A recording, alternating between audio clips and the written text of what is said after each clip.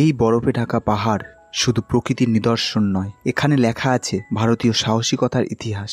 আজ আমরা জানব 1999 সালের সেই রক্তাক্ত অধ্যায়, দ্য কারগিল ওয়ার বা কারগিল যুদ্ধ। 1998 সালে ভারত ও পাকিস্তান পারমাণবিক অস্ত্র পরীক্ষা করে। দুদেশের সম্পর্ক চরম উত্তেজনার মধ্য দিয়ে যাচ্ছিল, আর সেই উত্তেজনার ফলেই 1999 সালের মে মাসে কারগিল সীমান্তে শুরু হয় এক গুপ্ত যুদ্ধ। সেই যুদ্ধ নিয়ে আজ আমরা আলোচনা করব। তো শুরু করা যাক আজকের ভিডিও।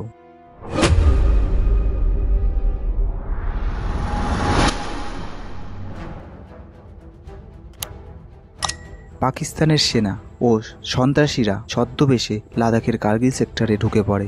ভারতীয় সেনারা বিষয়টি টের না পেলেও টহল চলাকালে অবশ্য সত্য প্রকাশ পায়। শত্রু আমাদের ভূখণ্ড দখল করেছে।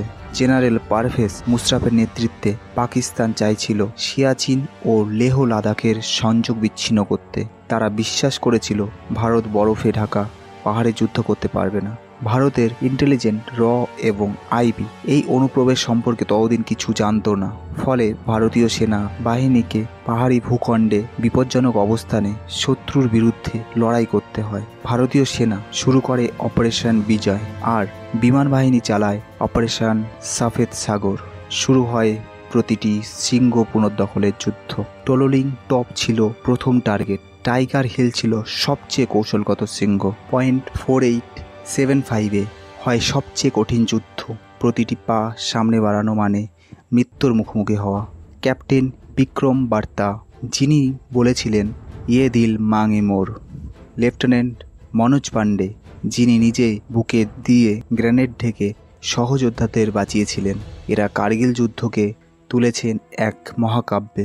মৃত্যুর মুখে দাঁড়িয়ে সৈনিকরা বাড়িতে চিঠি পাঠিয়েছেন। কারো মা অপেক্ষা করছিলেন ছেলের বাড়ি ফেরার জন্য, কিন্তু ফিরে যাওয়ার ছবি কফিন মোড়া ভারতের পতাকায়।